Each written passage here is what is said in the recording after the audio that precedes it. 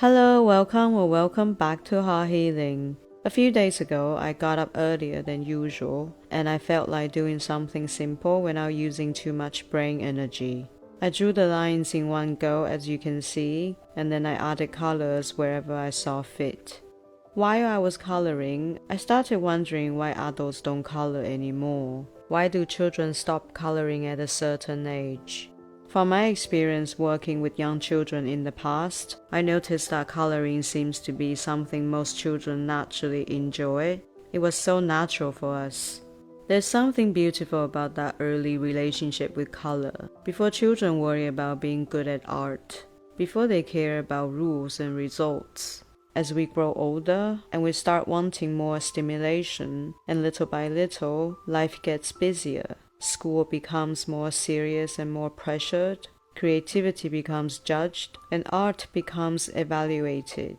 Self-judgment replaces exploration. Social norms label coloring as childish, so children stop because they don't want to look babyish.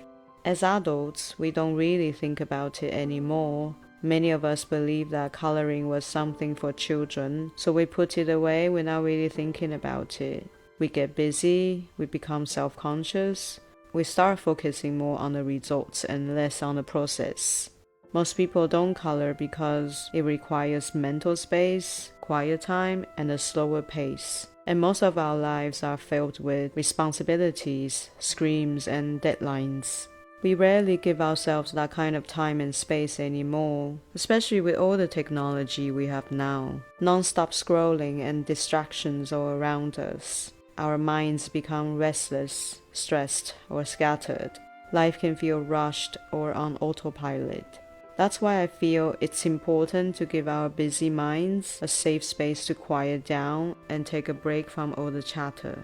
The moment we decide to slow down and pick up a pen or a pencil again, something inside us would recognize the familiar feeling. It actually brings back something very comforting and basic, like coming back to a part of ourselves when we were once pure and real. I remember there was a trend for therapeutic adult coloring books that became very popular many years ago and probably still is. They are very beautiful, and the purpose is digital detox, relaxation, stress relief, and mindfulness. It's indeed beneficial. No skill is required, and we bring back a kind of innocence, a kind of presence and focus that we once had as children. However, you don't have to spend money on coloring books, because you can create it on your own like I did in this video. The peace and quiet I get from coloring reminds me that healing doesn't always come from doing something big or impressive. Coloring is simple, but simple doesn't mean childish or unproductive. We live in a world where we are bombarded with so much negativity and overwhelming information. Sometimes doing easy and familiar things without pressure, without judgment, and without worrying if they're useful can feel like the fresh air we all need from time to time. Coloring can be a simple healing practice. It doesn't fix anything, but it helps soften the noise inside our minds. It brings us back to our senses and back to our inner child.